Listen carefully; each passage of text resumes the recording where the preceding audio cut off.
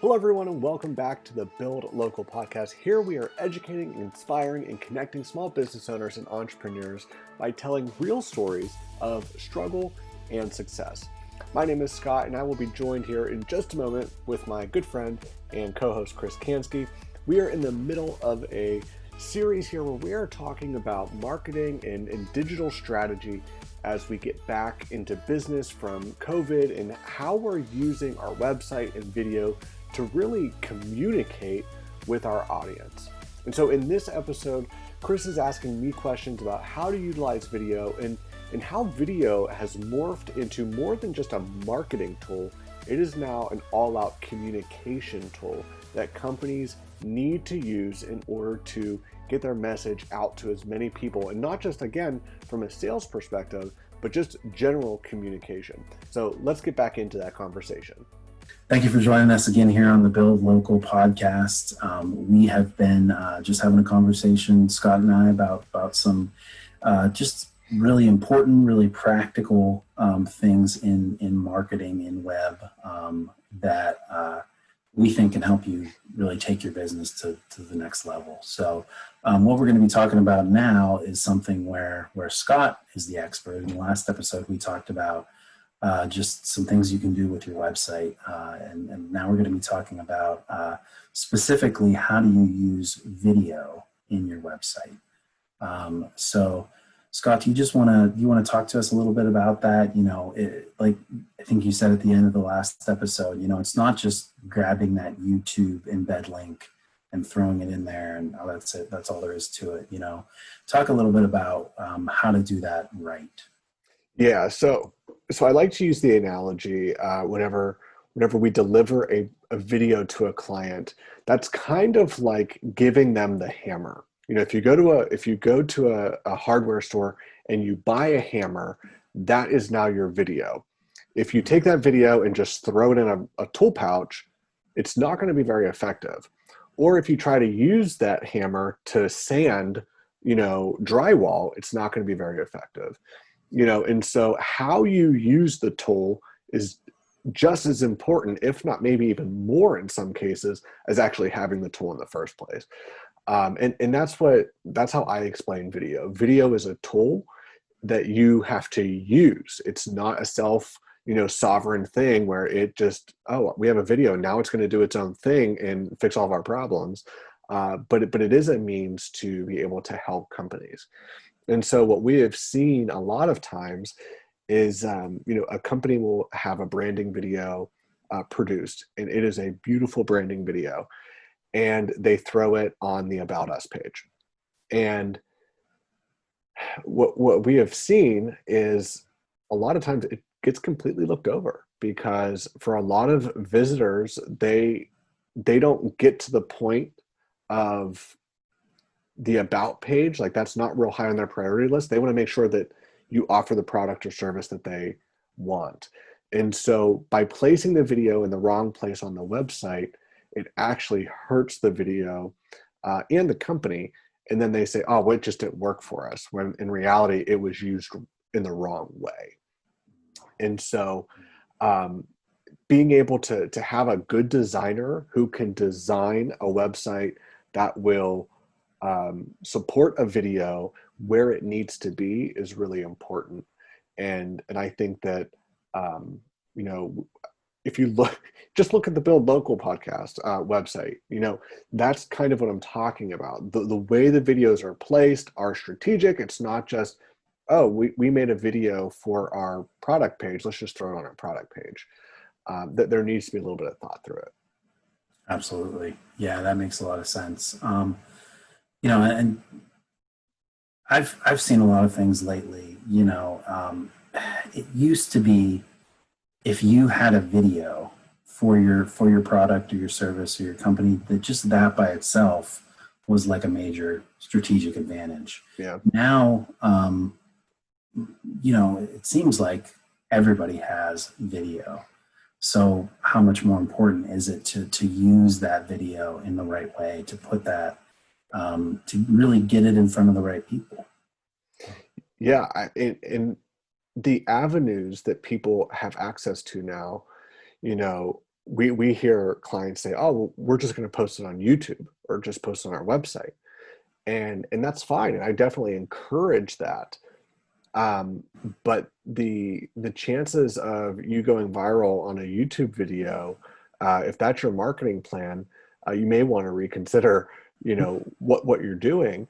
But I mean, video is just like anything else, and you need to put that video in front of as many people on as many platforms as possible. And this is where, we talked about with the website, a big buzzword is like mobile first or responsive. Well, video is going through its own kind of uh, rebirth, we'll say, as far as orientation. You have your traditional 16 by 9 or your widescreen orientation, but then you also have LinkedIn, Facebook, and Instagram that have moved solely to, not solely, but primarily square, like a 1 by 1. And now you have Facebook in stories and Instagram in their stories platforms, which is different than their timeline platforms, that are in a 9 by 16. So you took your widescreen and you essentially turned it sideways. And for a lot of people, they're like, why would they do that? But if you look at phones, that is how they're structured. And so you need to create a video that covers all of that. Or you need to have a strategy, let me say, that covers all of that. But what we try to help companies with is that sometimes means shooting 2 different style of video. And because if you try to put a 16 by 9 on a 9 by 16, it's really super tiny and it just doesn't work. And so, yeah, there's a lot of avenues that need to be explored. Right. So, and you touched on it a little bit, but how do you do that from a technical perspective? Is it all in the editing? Do you shoot multiple times, or does it just depend on the situation, I guess? Yeah. So this is where, we harp on, you got to know what your end game is. What are you looking to accomplish? And so for us, the more information that a client can give us, the better we're able to look out and create a plan that will cover as many things as possible. And so if we can film it, in the aspect ratio, the vertical or horizontal or square, that's going to give you the best results. And there's obviously a lot of ways around that. But the sooner we understand, there's the sole reason for this video is going to be for our Instagram and Facebook stories, then we know, hey, we are going to shoot this in that orientation so that we don't have to edit it and we can use it, as native as possible. And so it again comes down to strategy. In knowing what you want to do with that content and how you're going to use those tools in your overall marketing strategy. Right. Yeah, that kind of seems to be a theme that keeps popping up in our conversation, right? Yeah. I mean, any of these strategies, there's no one size fits all video solution. There's no just producing the video or just producing the website is not going to all of a sudden bring in hundreds of new customers. It's putting all these pieces together and doing it the right way. So. Yeah, and it's easy, because one of the things that we try to guard against on this podcast is that, hey, just do this and you'll see this kind of growth. And it's not that we're against, having a video go viral or, having, anything like that happening. It's just we're trying to say that even a super viral video is not going to replace a long-term strategy. Right. That may bring in some real quick revenue or real quick attention, but over the long run, it will fizzle out because we are becoming more and more programmed to move on quickly. What's the next thing? What's the next thing? Mm-hmm. Whereas if you're thinking long-term, you can kind of bridge some of those gaps in between content lapses. Right. Yeah, I think I don't want to get off topic here, but having something that goes viral like that can almost produce as many problems. I've seen this with a couple of clients before. They have a huge influx of orders that they don't know how to deal with. You Hmm. know, they have to maybe bring more people on, more employees on, and then since if they don't have that consistent strategy, then their 15 minutes of fame is up. That drops off, and they're in more trouble. Yeah. Right. And I mean, where we've gotten into a lot of conversations with small business owners is when you're talking about the purpose of a video, for whatever reason, our minds immediately go to it has to get the most views. Like the more views, the better. And in our day and age, when you can pay for views, you can waste a whole lot of money, saying, oh, well, our video got 32,000 views and we spent $400 to get them, but we have no idea who those people are. We have no idea if they ever intend to shop at our business, and so views aren't king. The number of views really doesn't affect, I mean, it does affect in a way, but it's a secondary, measure that you should use on top of what the actual makeup of the video is. What is the content? What are we communicating? Because I would take a video that has 100 views but converts 20 people over a video that had 32,000 views and converts 3. Mm-hmm. I would take that every day of the week. And Right. so views they're like subscribers, they're like page likes. They really aren't a true indicator of how successful a video is. Right. Right. Yeah. Vanity metrics is Hmm. a term for those types of things. It's something that might make you feel good, might boost your ego a little bit, but is it really impacting your bottom line? Right. And I think that's the important question. So yeah. Yeah, and I think yeah. Thank you for sharing your wisdom, your knowledge about video, and I think it's such an interesting and important avenue for advertising right now. Yeah, and I mean, you can easily look at video just like web and feel completely overwhelmed with it. But I think the most important thing, and I think that you would agree with web as well, is you have to start somewhere. Don't feel like you need to tackle Facebook, YouTube, Instagram, LinkedIn, all of these online platforms. Pick one and try to get really good at it. And if it is overwhelming, maybe you do need to bring in someone who this is what they do, this is the language they speak, they know how to incorporate that, and they can be a real benefit to you. Um, and I know that cost is something that a lot of businesses are worried about. But I think that if you feel that it is really going to benefit your company, if you truly believe video will help, then it's at least worth having the conversation about. Yeah, and I think that's a great point. I think that leads real naturally into the next conversation we were going to have, which is answering that question. As a small business owner, should you pay for social content creation, or is that something that you can handle yourself?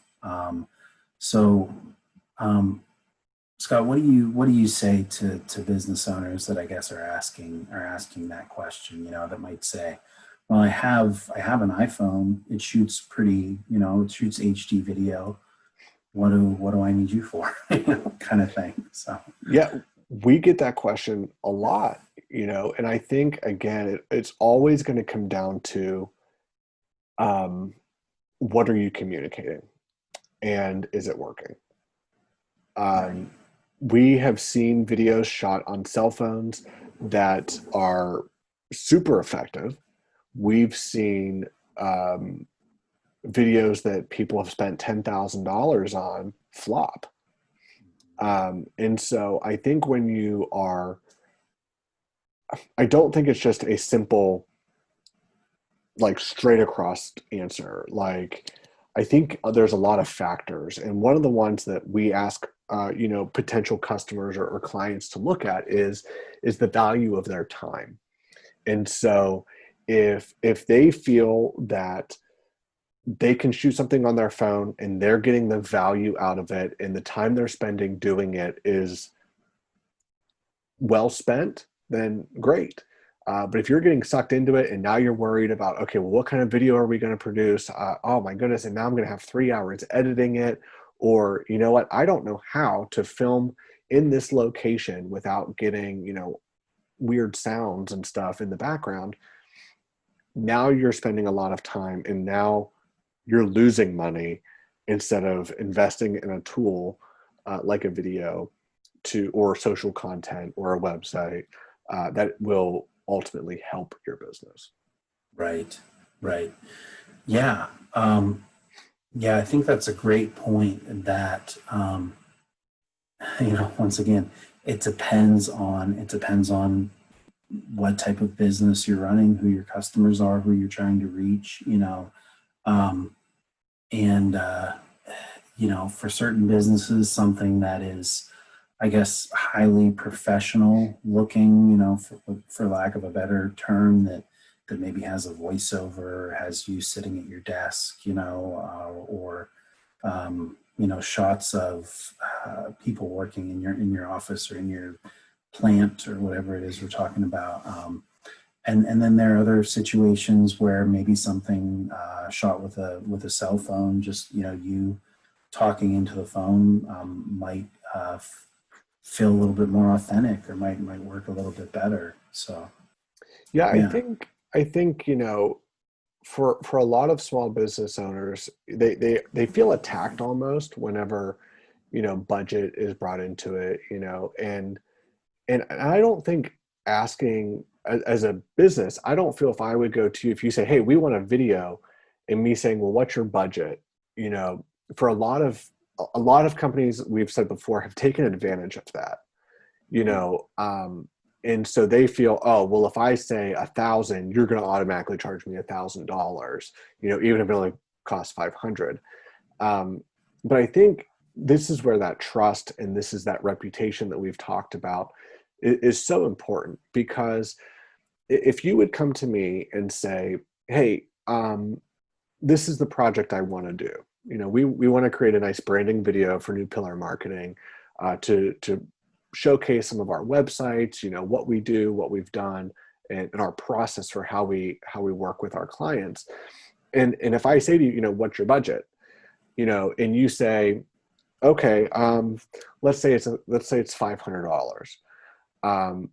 That gives me an idea of how to create something within that budget. Because what I don't want to do is promise you that I can make you, this,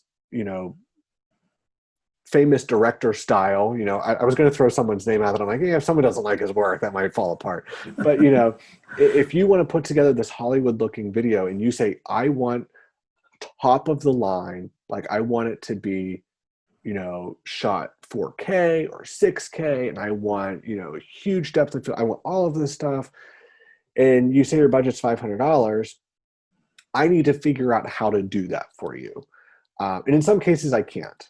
But, if you say, what, I have $1,000 budget and this is what I want, then I can say, okay, here's what we can do in order to accomplish that. So it's not just it's not even how much money can I get out of you. It's what resources do I need to bring to the table or can't bring to the table in order to accomplish what you're actually looking for. Right, right. And I think that goes back to an earlier point too, where both of us know that if we treat our clients that way, if it's about how much can I get out of you, that is not a long-term sustainable strategy. They're what do they say? A happy customer might tell one or two people, but an unhappy client or customer is gonna tell everyone, that they know. So I think both of us are very conscious of that we, for not just for that reason, but because we believe that, ultimately treating your clients right and with respect and with honesty and integrity is the only way to really build a long-term sustainable business. So, Yeah. And I think when it comes to, what, if you're asking yourself the question, should I hire someone to do this? It typically comes at, a specific stage in your business. Either one, you're completely out of your league and you don't know how to do, the content or the media that you're wanting to have done. And so you say, I'm just going to hire someone. Then it just becomes, who to hire. But for other companies, it gets to the point where they say, I know how to do it. And now it's a cost rate, like a cost analysis. I can spend a lot of time, or I can hire someone for X amount of dollars. I can go and create additional revenue, and then you have to look at it that way. Or you get to the point where you say, you know what, I can either hire someone, bring them on staff and do this kind of work, or subcontract someone to do work.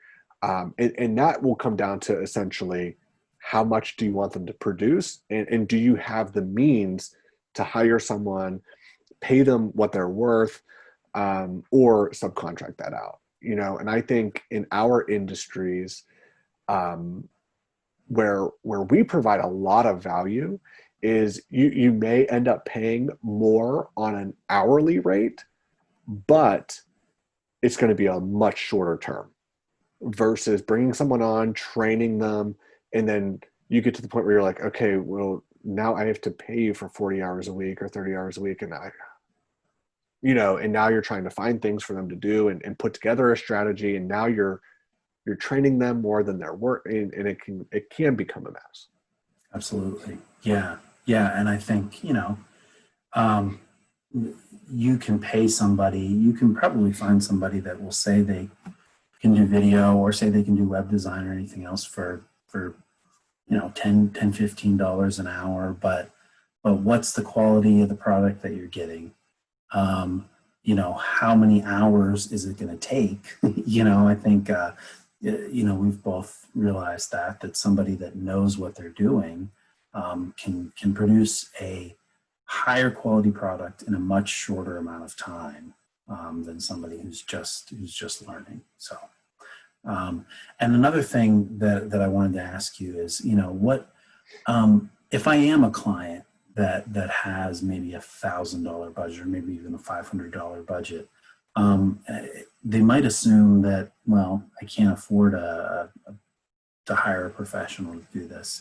Are there ways, or what can you do for the person that's in that situation? Yeah, there's definitely opportunities.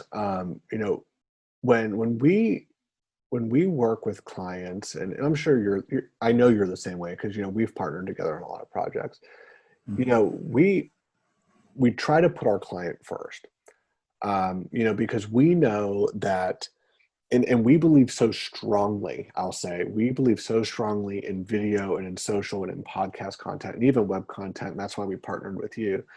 That even if it's going to cost us a little bit more money, I want to do top-notch work, and I will figure out a way to produce something for you that I would be proud enough to post for my company with a small budget. And we'll be honest if it's possible or not. But we will do everything we can, because like I said, I believe in it so much that if I take a loss in our first video project or our first, whatever project we're doing for you, when you see the benefit, when you see how people engage with it and how it's helping your company, you're going to come back to me and say, okay, I know what you can do with that much. What can we do with this? And that's where, if you're trying to piecemeal things together and say, well, I'll spend $100 here and $300 here and $300 here. Now you have things that aren't working together. Where when you work with someone who is able to say, okay, I want to make this long term, and I know that we can start with this much, but we're going to design this piece, this video or this piece of content that it can build on to future projects. Now you have 5 or 6 tools down the road that are all working together, not working against each other, because we see a lot of that too, where, one company designs this, one designs this, and they don't mesh, and then everyone's upset. But, we try to see how can we piece together content so it works for years down the road. Mm-hmm. Absolutely. Yeah, I think that's a great point. Yeah. And, I think I think for both of us, if you are unsure, if this is something that you're thinking about, talk to Scott about it. We're happy to answer questions for potential clients. I think this is true for you as well, but I love to talk to people about this stuff. I love to educate people about this stuff. If that works out, if they turn into a client, that's great. If not, that's okay too. We want to have the conversations with people, and we want to help if we can. So. Yeah, I think at the root of it all, and what we try to do, what we preach, not just to our clients, to ourselves, to our friends, is at the end of the day, if we're not the right fit for you, that's okay. We don't have to be the right fit for you, because we know that there are other video companies that do a good job, and they can help you.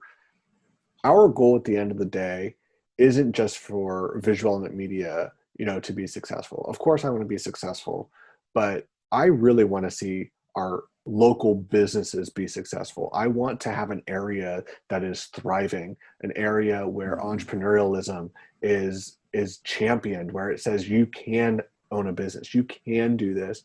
And talking with a lot of our guests in previous podcasts, they want that too. And so I think that is where and why we wanted to have a build local. We want to build our local economy. It's not that we're putting all that weight on our shoulders. This is a community thing, and so we don't think that we're the silver bullet. We have our way of doing things, and we have our ideas and our strengths, but that doesn't mean that we're the end all be all to it. And so I think that we want to see our communities do well. And for me, and I won't speak for you, but that's where I end at the end of the day. Yeah, no, absolutely. You can. I totally agree. So yeah. It takes it takes a village. It takes a whole, different all different skill sets and passions and things like that. But yeah, at the risk of sounding cliche, that we're all better off if we work together and we work for mutual benefit. So yeah, totally agree with you there. Cool. Well, I think these last couple of episodes have been super beneficial.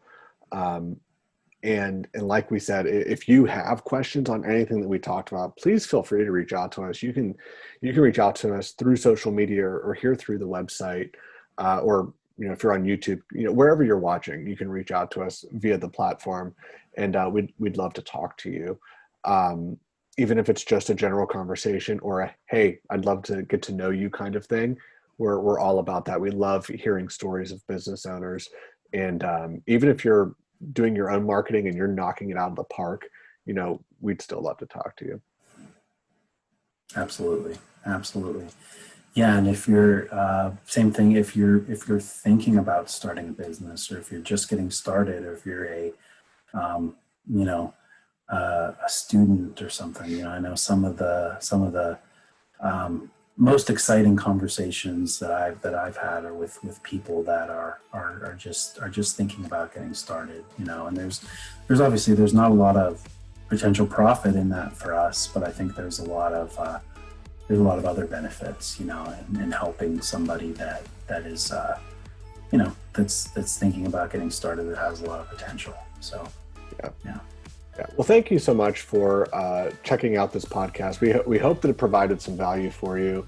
Like we said, if you haven't listened to the last couple of podcasts, we tried to give some practical knowledge or wisdom from our experience in working in web, digital, video, social, all of those different online platforms, and we just hope that it was a benefit to you. So thank you so much for watching. Check out letsbuildlocal.com, or you can visit us on YouTube or Facebook, Let's Build Local, and we'll catch you in our next podcast.